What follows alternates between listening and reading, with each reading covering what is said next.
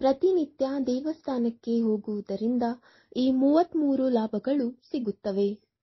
ಪ್ರತಿಯೊಬ್ಬ ವ್ಯಕ್ತಿಗೂ ದೇವರಲ್ಲಿ ನಂಬಿಕೆ ಇರುತ್ತದೆ. ಆದ್ದರಿಂದಲೇ ನಮಗೆ ಕಷ್ಟ ಬಂದಾಗಲೆಲ್ಲ ದೇವರನ್ನು ಮೊದಲು ಸ್ಮರಿಸುತ್ತೇವೆ.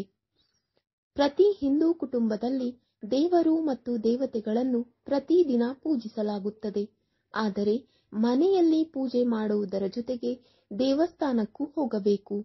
ಪ್ರತಿದಿನ ದೇವಸ್ಥಾನಕ್ಕೆ ಹೋಗಿ ಪೂಜೆ ಮಾಡುವುದರಿಂದ ಒಂದಲ್ಲ ಎರಡಲ್ಲ 33 ಪ್ರಯೋಜನಗಳಿವೆ ಮತ್ತು ಈ ಪ್ರಯೋಜನಗಳನ್ನು ಧರ್ಮ ಗ್ರಂಥಗಳ ಆಧಾರದ ಮೇಲೆ ಮತ್ತು ವೈಜ್ಞಾನಿಕ ಆಧಾರದ ಮೇಲೆ ಪ್ರಯೋಜನಕಾರಿ ಎಂದು ಪರಿಗಣಿಸಲಾಗಿದೆ.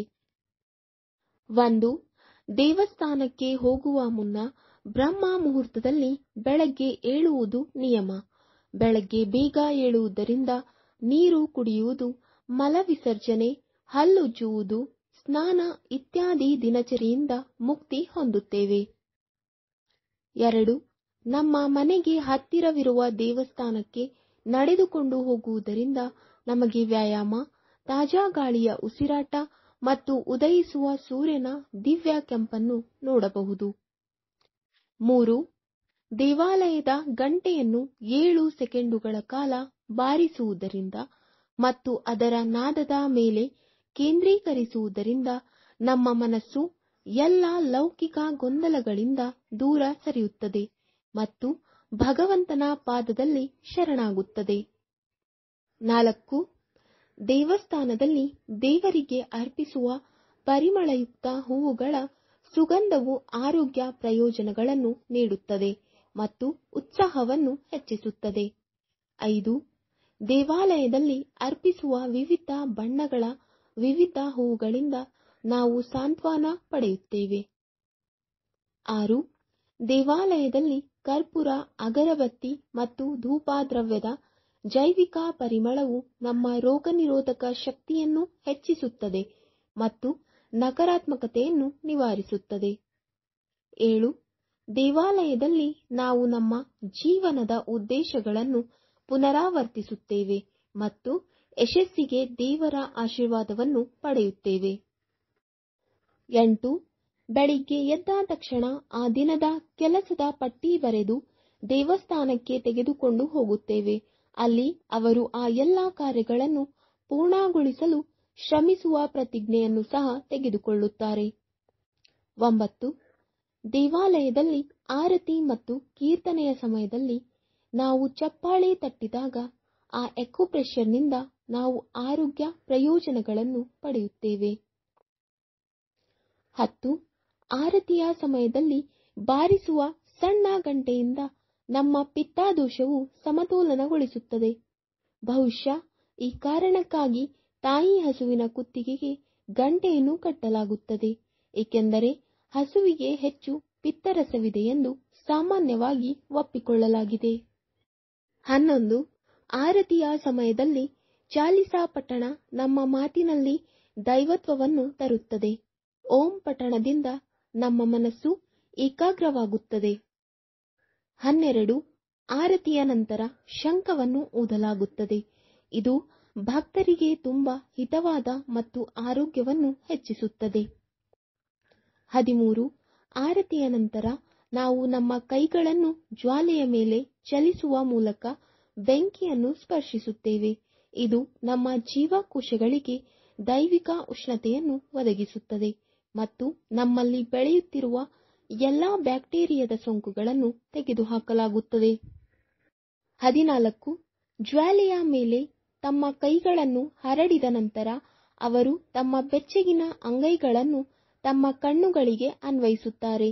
ಇದರ ಉಷ್ಣತೆಯು ಕಣ್ಣುಗಳ ಹಿಂದಿನ ಸಣ್ಣ ರಕ್ತನಾಳಗಳನ್ನು ತೆರೆಯುತ್ತದೆ ಮತ್ತು ಹೆಚ್ಚಿನ ರಕ್ತವು ಅವುಗಳಲ್ಲಿ ಹರಿಯಲು ಪ್ರಾರಂಭಿಸುತ್ತದೆ. ಇದು ನಮ್ಮ ಕಣ್ಣುಗಳ ದೃಷ್ಟಿಯನ್ನು ಹೆಚ್ಚಿಸುತ್ತದೆ. 15. ಹಸ್ತವನ್ನು ಜ್ವಾಲೆಯ ಮೇಲೆ ಇಡುವುದು ನಮ್ಮಿಂದ ಮಾಡಿದ ಎಲ್ಲ ತಪ್ಪುಗಳು ಮತ್ತು ಲೋಪಗಳಿಗೆ ಪ್ರಾಯಶ್ಚಿತ್ತವನ್ನು ಸಂಕೇತಿಸುತ್ತದೆ. 16. ಆರತಿಯ ನಂತರ ನಾವು ನಮಸ್ಕರಿಸುತ್ತೇವೆ ಮತ್ತು ನಮ್ಮ ಹಣೆಯನ್ನು ಭೂಮಿಯ ಮೇಲೆ ಇಡುತ್ತೇವೆ. ಇದರಿಂದ ನಮ್ಮ ಅಹಂಕಾರವು ನಾಶವಾಗುತ್ತದೆ ಮತ್ತು ಭೂಮಿಯಲ್ಲಿ ಲೀನವಾಗುತ್ತದೆ. 17. ದೇವಸ್ಥಾನದಲ್ಲಿ ದೇವರ ದರ್ಶನ ಪಡೆದ ನಂತರ ತುಳಸಿ ಚರಣಾಮೃತ ಪ್ರಸಾದ ಸಿಗುತ್ತದೆ. ಚರಣಾಮೃತವು ಹಸುವಿನ ಹಾಲು, ಮೊಸರು, ಜೇನುತುಪ್ಪ, ಸಕ್ಕರೆ, ಮಿಠಾಯಿ, ಗಂಗಾಜಲ ಮತ್ತು ತುಳಸಿಯಿಂದ ತಯಾರಿಸಿದ ಒಂದು ಜೈವಿಕ ಪಾನೀಯ ಪ್ರಸಾದವಾಗಿದೆ ಮತ್ತು ವಿಶೇಷ ಲೋಹದ ಪಾತ್ರೆಯಲ್ಲಿ ಇರಿಸಲಾಗುತ್ತದೆ. ಆಯುರ್ವೇದದ ಪ್ರಕಾರ ಈ ಚರಣಾಮೃತವು ನಮ್ಮ ದೇಹದ ಎಲ್ಲ ದೋಷಗಳನ್ನು ಸಮತೋಲನಗೊಳಿಸುತ್ತದೆ. 18. ಚರಣಾಮೃತದ ಜೊತೆಗೆ ಕೊಟ್ಟ ತುಳಸಿಯನ್ನು ಜಗಿಯದೆ ನುಂಗುತ್ತೇವೆ. ಅದು ನಮ್ಮ ಎಲ್ಲ ರೋಗಗಳನ್ನು ನಿವಾರಿಸುತ್ತದೆ. 19. ದೇವಸ್ಥಾನದಲ್ಲಿ ಪೂಜೆ ಸಲ್ಲಿಸಿದ ನಂತರ ದೇವರ ವಿಗ್ರಹಕ್ಕೆ ಪ್ರದಕ್ಷಿಣೆ ಹಾಕಿದಾಗ ಈ ಕಾರಣದಿಂದಾಗಿ ಇಡೀ ಬ್ರಹ್ಮಾಂಡದ ದೈವಿಕ ಶಕ್ತಿಯು ಗರ್ಭಗುಡಿಯ ಮೇಲ್ಭಾಗದಲ್ಲಿರುವ ಲೋಹದ ಮಡಕೆಯಿಂದ ದೇವರ ವಿಗ್ರಹದ ಅಡಿಯಲ್ಲಿ ಹೂತು ಹೋಗಿರುವ ಲೋಹದ ದ್ರವ್ಯರಾಶಿಗೆ ಹರಿಯುತ್ತದೆ ಮತ್ತು ಭೂಮಿಯಲ್ಲಿ ಲೀನವಾಗುತ್ತದೆ. 20.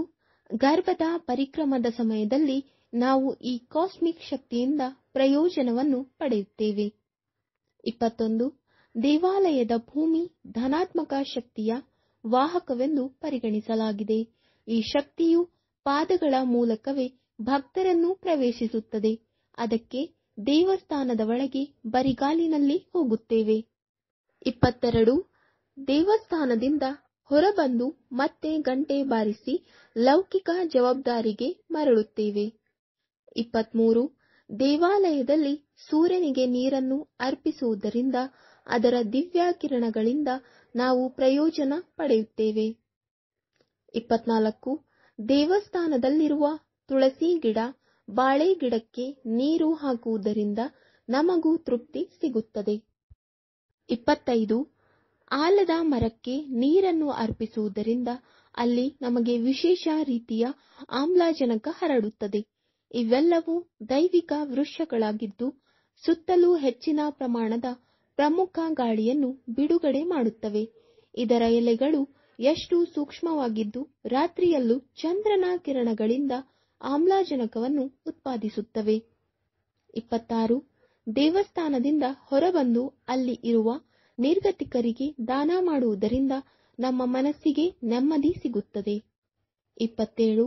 ಇಂದಿನ ದಿನಗಳಲ್ಲಿ ನಗರದ ಮನೆಗಳಲ್ಲಿ ಹಸುಗಳನ್ನು ಸಾಕಲು ಅವಕಾಶವಿಲ್ಲ. ಆದರೆ ನಾವು ದೇವಸ್ಥಾನಕ್ಕೆ ಹೋಗಿ ಹಸುವಿಗೆ ಆಹಾರ ನೀಡುವ ಮೂಲಕ ನಮ್ಮ ಆಚರಣೆಗಳನ್ನು ಮುಂದುವರಿಸಬಹುದು. 28. ಪ್ರತಿದಿನ ದೇವಸ್ಥಾನಕ್ಕೆ ಹೋಗುವುದರಿಂದ ನಮಗೆ ಹೊಸ ಮತ್ತು ಧಾರ್ಮಿಕ ವ್ಯಕ್ತಿಗಳ ಪರಿಚಯವಾಗುತ್ತದೆ. 29. ದೇವಸ್ಥಾನಕ್ಕೆ ಹೋಗುವುದರಿಂದ ನಮ್ಮ ಸಾಮಾಜಿಕ ಪ್ರತಿಷ್ಠೆಯು ಹೆಚ್ಚುತ್ತದೆ. 30. ದೇವಾಲಯಕ್ಕೆ ಭೇಟಿ ನೀಡುವ ಮೂಲಕ ನಾವು ಅಲ್ಲಿನ ಅರ್ಚಕರಿಂದ ಆಶೀರ್ವಾದವನ್ನು ಪಡೆಯುತ್ತೇವೆ ಮತ್ತು ಪಂಚಾಂಗ ಇತ್ಯಾದಿ ಅನೇಕ ಪ್ರಮುಖ ಸಾಂಸ್ಕೃತಿಕ ಮಾಹಿತಿಯನ್ನು ನಾವು ಪಡೆಯುತ್ತೇವೆ. 31. ಶ್ರಾವಣ ಅಥವಾ ಪಂಚಾಂಗದ ಓದುವಿಕೆ ನಮ್ಮ ಧಾರ್ಮಿಕ ಜವಾಬ್ದಾರಿಗಳನ್ನು ನಿರ್ವಹಿಸಲು ಸಹಾಯ ಮಾಡುತ್ತದೆ ಮತ್ತು ನಮ್ಮ ಯೋಗಕ್ಷೇಮವನ್ನು ತರುತ್ತದೆ. 32. ವೇದಗಳು, ಪುರಾಣಗಳು, ಗೀತೆಗಳು, ರಾಮಾಯಣ, ಮಹಾಭಾರತ ಮುಂತಾದ ಎಲ್ಲ ಗ್ರಂಥಗಳು ದೇವಾಲಯದಲ್ಲಿವೆ. ಅದನ್ನು ಓದುವ ಮೂಲಕ ನಾವು ನಮ್ಮ ಜೀವನವನ್ನು ಯಶಸ್ವಿಗೊಳಿಸಬಹುದು. 33. ಆದ್ದರಿಂದ ನಾವೆಲ್ಲರೂ ಪ್ರತಿದಿನ ದೇವಸ್ಥಾನಕ್ಕೆ ಹೋಗುತ್ತೇವೆ ಎಂದು ಪ್ರತಿಜ್ಞೆ ಮಾಡಬೇಕು. ಇದು ನಮ್ಮ ಸಮಾಜವನ್ನು ಸಂಘಟಿಸುತ್ತದೆ, ನಮ್ಮ ಸಂಸ್ಕೃತಿಯನ್ನು ರಕ್ಷಿಸುತ್ತದೆ ಮತ್ತು ನಮ್ಮ ಪ್ರೀತಿಯ ಭಾರತವು ಮತ್ತೊಮ್ಮೆ ವಿಶ್ವ ನಾಯಕವಾಗಲಿದೆ. ವೀಕ್ಷಕರೇ, ಈ ವಿಡಿಯೋ ಇಷ್ಟವಾದಲ್ಲಿ ಲೈಕ್, ಶೇರ್ ಅಂಡ್ ಕಮೆಂಟ್ ಮಾಡಿ. ಮುಂದಿನ ವಿಡಿಯೋಸ್ಗಳಿಗಾಗಿ ಚಾನೆಲ್ ಅನ್ನು ಸಬ್ಸ್ಕ್ರೈಬ್ ಮಾಡಿ. ಧನ್ಯವಾದಗಳು.